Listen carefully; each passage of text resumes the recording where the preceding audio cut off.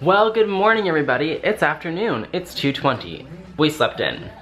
My alarm was set this morning for like 9 o'clock, and then again at 9:30, and then 10, and then 10:30, and then 11, and 11:30. Finally I woke up at 12 with a nice London fog tea, which was wonderful. And then we were like, what are we gonna do? We have a tour booked tonight. Where are we gonna get some food? We're hungry. And then we found this place called Daisy Dukes on Google or something, I don't know. So we're gonna go to Daisy Dukes, and then I got some recommendations from a friend of some other fun places to eat or like see and do and stuff. And then last night when we were walking down the street, I saw this store that had like a bunch of cool stuff. It was very like my kind of store. It was like horror and like Universal Monsters, Night Before Christmas, and like voodoo dolls and everything. So I really want to go back there and look at the shirt and that Night Before Christmas bag that I saw, because I was like, I don't care how much it is, I need it. So we have like 6 hours until our tour starts, so let's go find something fun to do on the streets of New Orleans. Okay everyone, so we're walking around the streets, hanging out. We walked by, what was the restaurant called that we were gonna go to? Daisy Dukes.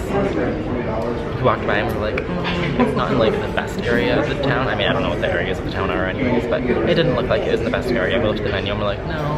And because I got some recommendations from someone else, we came to this place called Mother's, which is on a street that I cannot pronounce, so I'm not even gonna attempt it. But we're at this restaurant now called Mother's, and it's kind of like, you look at the menu, take your menu up to the counter and order from there, and then they bring it to your table. So we're sitting at a table now, which is really awesome, hanging out. I got a, what is this called? Mimosa. So, virgin mimosa. Yeah, it's so fun, having a great time. Oh, and also, I've always wanted to find this drink called rum chata, which I know that like Shane Dawson loves, and Trisha Paytas, and so, sorry, she brought us her food. So, yeah, I've always wanted this drink called rum chata. We don't have it in Canada, and so while we were walking past this liquor store, I saw in the window, and I was like, oh my god, rum chata. So, we got a little bottle of rum chata. It's so exciting. I tried it, and I was like, it's actually really good. It doesn't taste like alcohol, which is crazy. It's so sweet and delicious, and I love it. So, anyways, this is our food that we just got. We got the combination platter, thank you. So combination of green beans with tomatoes, jambalaya, some kind of rice. What is that stuff called? That is potato salad, and then this is the etouffee. Crawfish? That's shrimp. Those are shrimps, not crawfish. And then some ham. So we just finished our food here at Mother's. It was cute, it was nice, the food was good. And the walls here, they have like a whole bunch of photos of people. I'm assuming they're famous people. Can't really tell, I don't know who that is. Just something. There's President Bush up there. Interesting. Yeah, there's like lots of photos of people that I don't know. Lots of exciting stuff. Wow. If you're in New Orleans, come to Mother's. We have made our way now into the Hotel Monteleone. So fun in French. There's a restaurant, they're not even a restaurant, there's a bar in there called the Carousel. Let's see. It's literally just called the Carousel. Bar and Lounge, there we go. So it's September entertainment schedule. Tonight is Thursday, September 27th.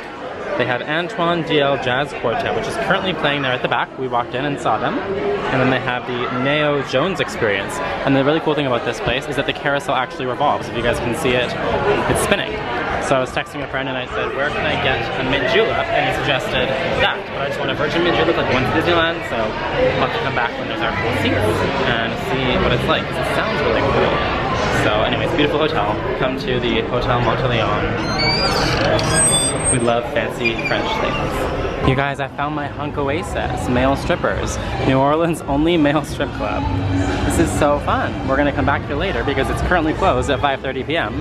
It opens at 8 p.m. Very exciting. Can't wait. We'll go and watch them strip. Look at the cowboy at the end. Hi.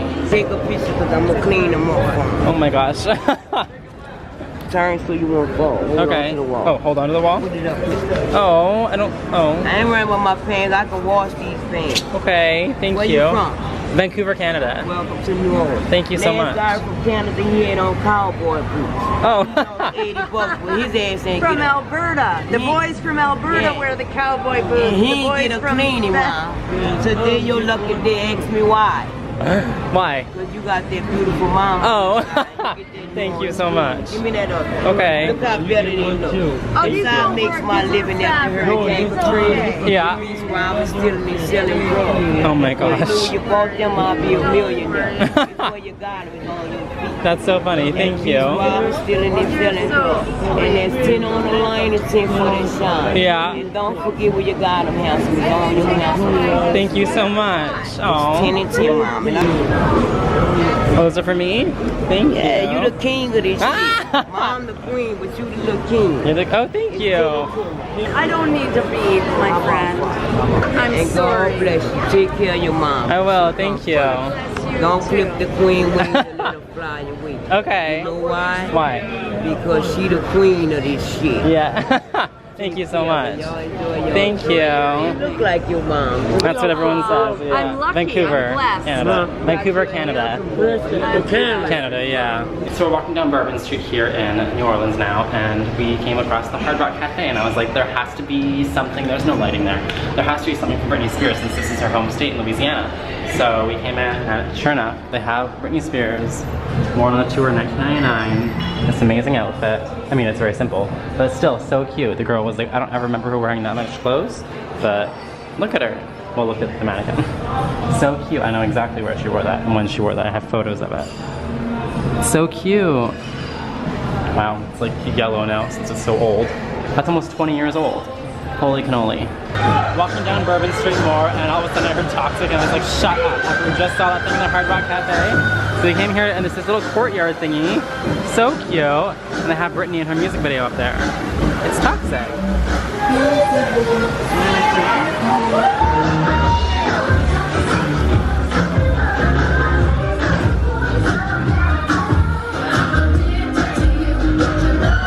Oh my gosh, wow. Look you guys, I have this whole dance floor to myself with Britney. Wow, thank you guys so much. They're like, we want you to perform, get on stage now. That's so cute. Oh, thank you so much for putting Britney on. Having fun on Bourbon Street. Little balconies and stuff. So cute. And now we cross. Yay.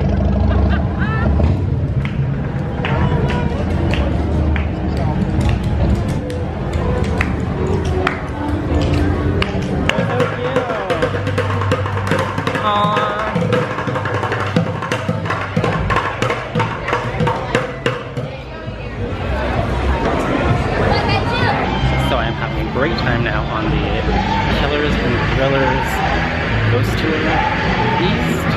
It's New Orleans Bad Bees Tour, so very exciting. Lots of stories of murder and death and the baddest women in New Orleans, which is really fun. So love that. Now, the Baroness Montalva was the daughter of a very famous man, Alvin Stray Roxton, who was basically a real estate mogul here back in the 1700s. And he's the guy that KCAB built the cathedral, the presbytery, the cabildo, like all the important buildings in New Orleans. Which meant that, yeah, the family had buttloads of money. Bodies. Bodies, got it one. Now, these were the skeletons of small children and infants. Which everybody freaking out, yelling about vampires, all sorts of crazy. The truth of the matter in New Orleans was surprisingly innocent. You see, back in the 17 or 1800s, if you had a small child that you just objectively could not take care of, if the baby was sick or dying, or if you were literally just too poor to physically feed a child, you brought it here, the back door of the convent, where the nuns would do their best to raise your child. And we're talking about finding a family, getting a home, getting a doctor, anything it needed to survive. But if that baby did die, and they had no record of a child having been baptized, legally they could not bury the child in consecrated ground, which Catholic tradition at that time said if you weren't buried in consecrated ground, you really had no chance to go to heaven. And the nuns were like, yeah, no, that's not acceptable. That is not what Jesus would do. We are not going with that. So, they defied all tradition, and technically the law itself, to bury the babies in the only consecrated ground they had access to, the walls of the convent itself. Now, what makes this cool and not just depressing is if you're ever wandering around these streets, you know, after you check out the Screaming Lady on Gallatin Street, then come this way, and once again, keep your ears open. Keep your eyes open. Because many people have reported hearing, and yes, even seeing, small children playing in these streets. And And this is one I can confirm because it 100% happened to me. I was out here one night playing Pokemon Go at 2 o'clock in the morning because I'm a cool person. But as I walk by the back door right there, I hear right next to my ear a little girl giggle. And of course, my first thought is not ghosts. I'm thinking family, so I'm looking at the balconies for the family. I look in the cars. I even lean my butt down and look under the cars, wondering if maybe a child ran away that's playing hide and go seek, and I need to call the cops. There was nobody out here. Not an adult, not a child, not a small yappy dog I could have mistaken for the sound of a girl giggling. Nothing on the street whatsoever. So come back down this way. You too may be one of the kids of the Ursuline Convent. Questions? Concerns? So knowing this, it's easy to see that, yeah, the hotel here is haunted. Now, many people have had experiences here, but interestingly enough, it doesn't seem to be haunted by those mean, violent guys. It seems to be haunted by the dear madam herself. And the madam, she's cool with you girls, come stay whenever you want, you'll love it. But it is the men that the madam actually tends to really pay attention to. Guys staying here often run into her. One of the most common stories here is a couple will be having fun, alone in their room. And horizontal kind of matter, if you catch my drift. And in the middle of things, the guy freaks out, jumps up off the bed, screaming at the top of his lungs, while his girlfriend's still laying there going, honey, like what's wrong? What's the matter? Can I help you? And the guy says, didn't you see that woman standing next to our bed watching us? But girls never see anything. Now, one couple staying here, after a long drive in, they were tired. They went in to go to bed. And the moment they lay down, they start hearing what I'm going to politely term the sounds of passion from the next room. But you know, they're a nice couple. They assume it's newlyweds, a new hotel, like there must be a new wedding, like whatever. They can ignore it. Until the sounds go on, and on, and on, and on, and eventually the couple gets so annoyed they go down to the front desk to be like, oh my god, what's going on with that newlywed couple in the room next to us? And the front desk staff is like, what are you talking about? There are no newlyweds next to you. And they're like, okay, whatever, boyfriend and girlfriend. No? Old married couple with a fresh Viagra prescription? No? The concierge actually takes the original couple upstairs, opens the door, and shows them that not only is the room next to them unoccupied, there's no furniture in that room. All that's there is a sawhorse and sawdust and a few tools, because that room has been under construction for weeks.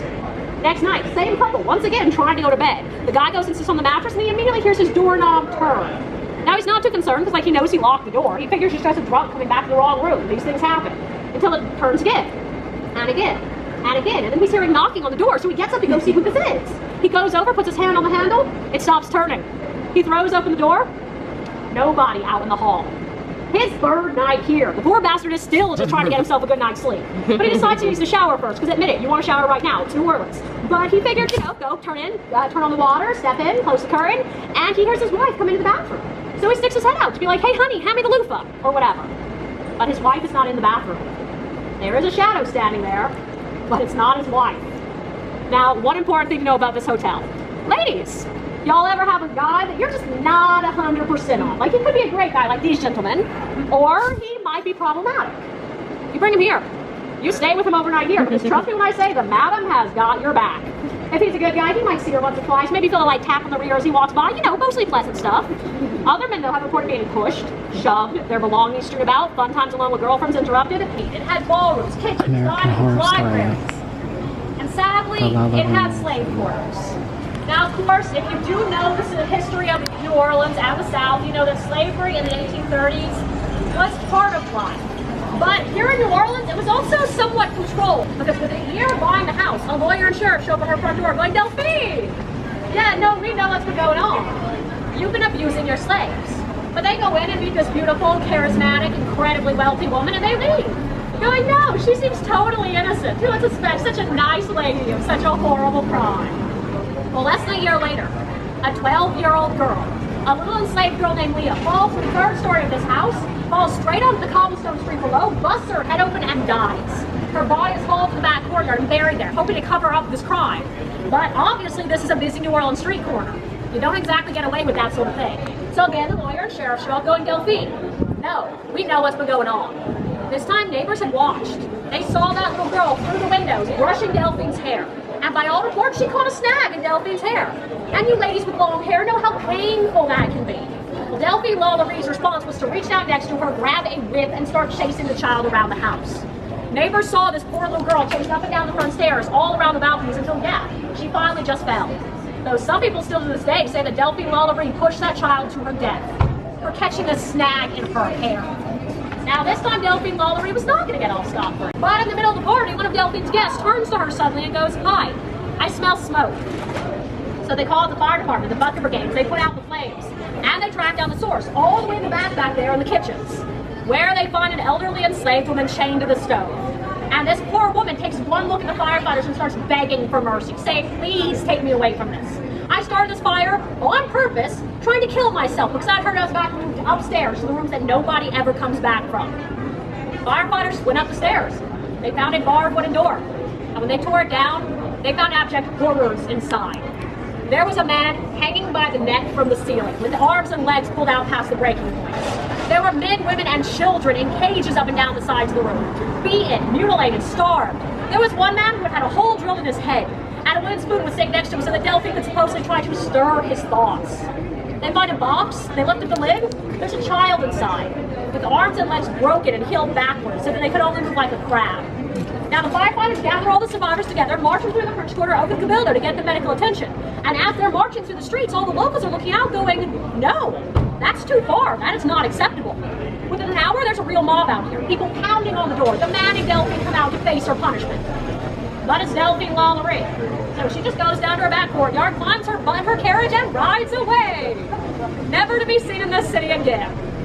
But meanwhile, one of our local papers, a newspaper known simply as the New Orleans Bee, has taken this story national. And they are the ones that sold papers all over the country proclaiming that Delphine was actually doing medical experiments on these poor people.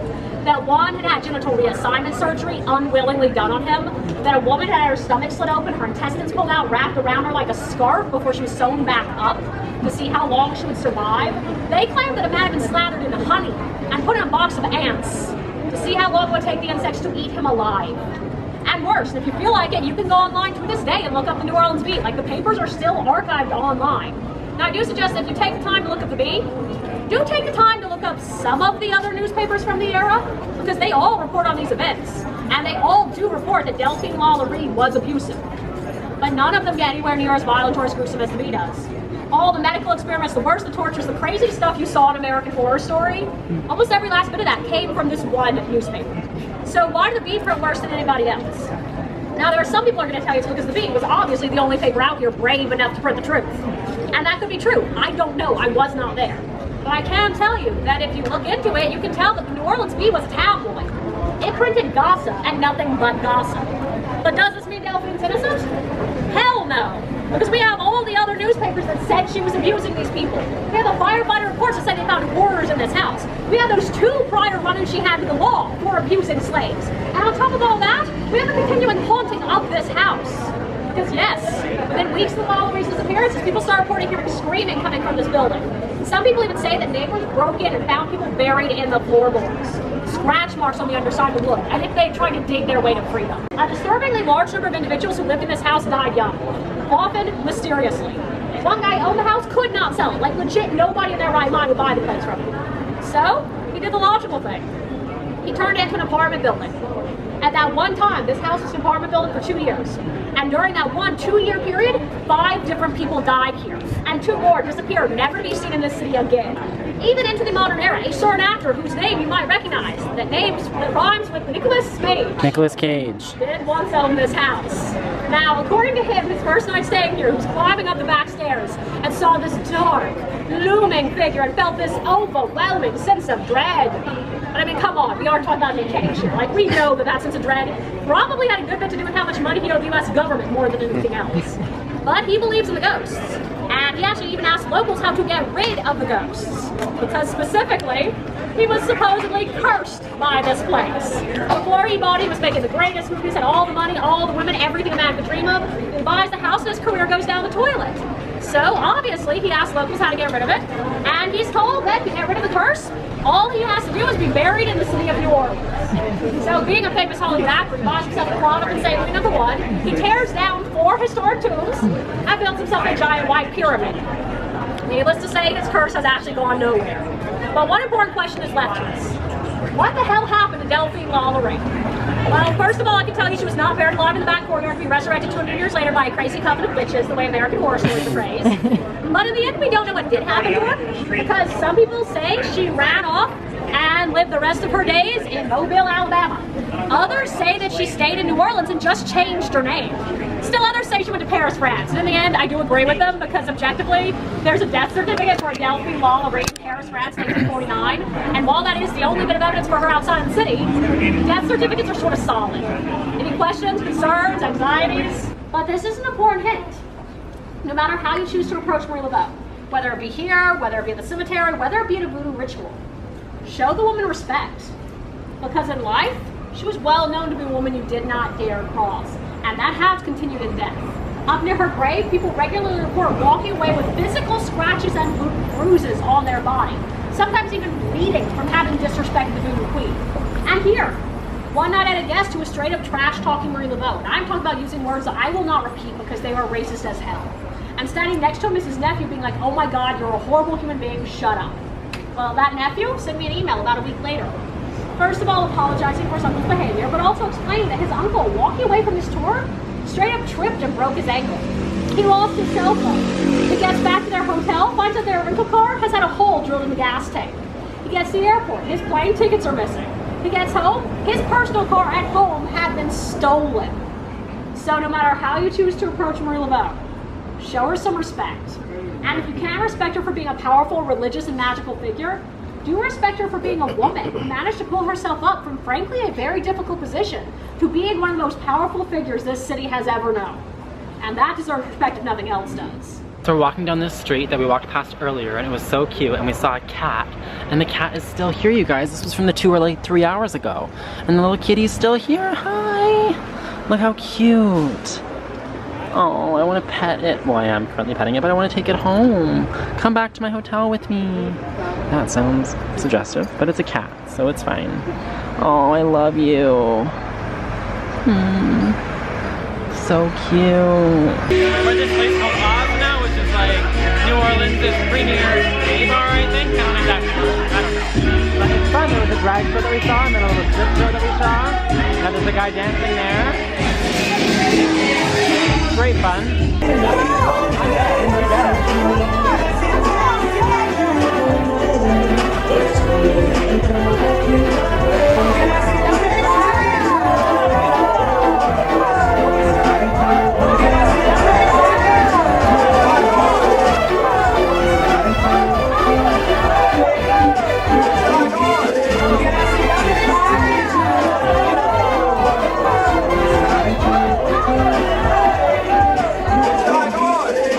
So we made it back to the hotel now. It's late, it's like 3 in the morning. Woo, party! I'm so hungry because we didn't get food tonight. The last time we ate was at Mother's this afternoon, which was technically my breakfast as well.